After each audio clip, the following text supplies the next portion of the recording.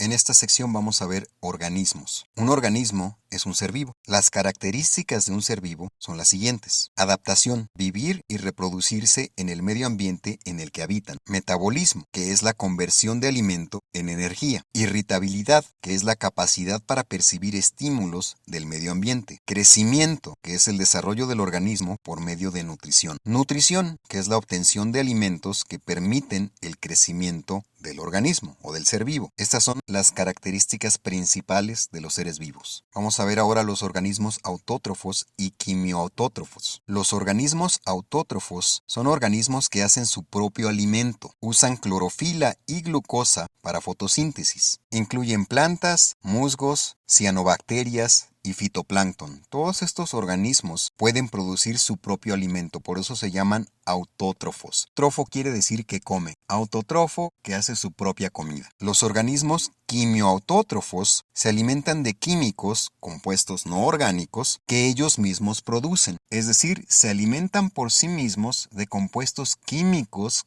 que estos organismos producen por sí mismos. Por eso es quimioautótrofos. Vamos a ver lo que son los genotipos y los fenotipos. El genotipo son las características heredadas de los padres. Por ejemplo, el color de los ojos. El fenotipo son características visibles de los organismos con influencia en factores externos al genotipo. Es decir, son las características que dependen del medio ambiente y del comportamiento del organismo. Por ejemplo, el bronceado causado por el sol. Pero ojo, el color de la piel sí puede ser heredado. Es decir, alguien que tiene determinado color de piel se puede broncear. El color que tiene sin broncearse es el genotipo, porque pudo haber sido heredado de los padres. Y el color de piel que obtiene después de broncearse en el sol es el fenotipo, porque es el que adquiere con factores que no tienen que ver con genética, tienen que ver con el medio ambiente y con lo que hace el propio organismo. Reproducción. La reproducción sexual requiere de dos individuos distintos para generar nuevos individuos. La reproducción asexual requiere de un solo individuo para generar otros individuos. Un ejemplo de reproducción asexual es cuando se corta una rama de un árbol, se vuelve a plantar y vuelve a crecer otro árbol. Y reproducción sexual es cuando hay dos individuos, uno femenino, uno masculino, para crear un nuevo individuo, es decir, un bebé. Vamos a ver la respiración, que es otra de las características de los organismos. Respiración aeróbica es la que requiere de oxígeno. Respiración anaeróbica es la que no requiere de oxígeno. Y en caso de que se estén preguntando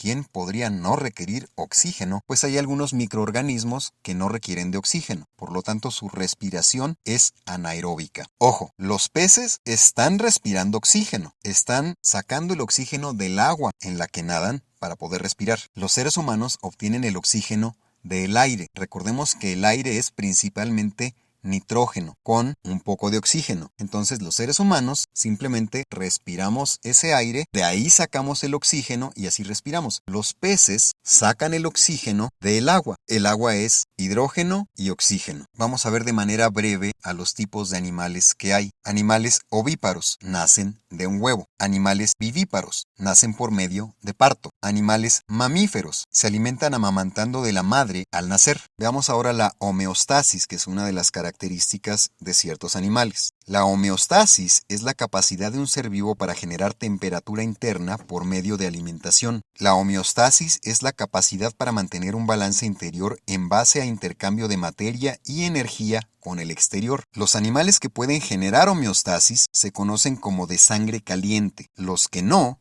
se conocen como de sangre fría. Y en efecto, hay animales que pueden generar calor interno. Por ejemplo, los mamíferos como los seres humanos, los perros, los gatos, los caballos, pueden generar calor interno. Son de sangre caliente porque pueden generar homeostasis. Pero las lagartijas, las tortugas, no pueden generar calor interno, por lo cual se les conoce como de sangre fría, porque no pueden generar homeostasis. Aves migratorias. Son aves que vuelan hacia el sur del planeta durante el invierno para evitar el clima frío. En el sur del planeta el clima es cálido cuando es frío en el norte y viceversa. ¿Qué es lo que pasa? Bueno, pues que el planeta Tierra está en un eje inclinado. Por lo tanto, la mitad del año, la parte norte de la Tierra está más cerca del Sol y la parte sur está más lejos del Sol. Por eso en la parte norte es verano y en la parte sur es invierno. Entonces la parte norte se aleja del Sol y la parte sur se acerca. Por eso en el norte es invierno y en el sur es verano. Hay aves que detectan esto y saben que tienen que volar hacia el sur cuando va a ser invierno o va a ser frío en la parte norte. Eso es lo que genera la migración de las aves. Las aves migratorias incluyen golondrinas, grullas, patos y otras. Vamos a ver ahora las plantas y vamos a empezar viendo las propiedades de las plantas. Una de las propiedades de las plantas es la absorción que ocurre en la raíz, es decir, ahí es en donde la planta absorbe agua y nutrientes. La fotosíntesis que ocurre en las hojas de las plantas. La reproducción que ocurre en las flores y en los frutos de las plantas. Esto es importante recordarlo porque en las guías de Comipems y de Ceneval aparecen preguntas en las cuales hay un dibujo de una planta y ustedes tienen que decir en dónde ocurre la absorción, en dónde ocurre la fotosíntesis y en dónde ocurre la reproducción. Bueno, aquí se los estamos diciendo. Veamos ahora el ciclo del carbono. Es el reciclaje de carbono y oxígeno cuando respiran animales y plantas. Los animales respiran oxígeno, lo mezclan con glucosa, lo transforman en energía y producen dióxido de carbono, CO2. Las plantas respiran el dióxido de carbono, lo mezclan con luz para transformar energía y producen oxígeno. En resumen, los animales respiran oxígeno y producen dióxido de carbono. Las plantas respiran dióxido de carbono y producen oxígeno. Lo que uno produce, lo consume el otro. Vamos a ver entonces lo que es la fotosíntesis. Es el proceso mediante el cual las plantas convierten carbono y luz en energía,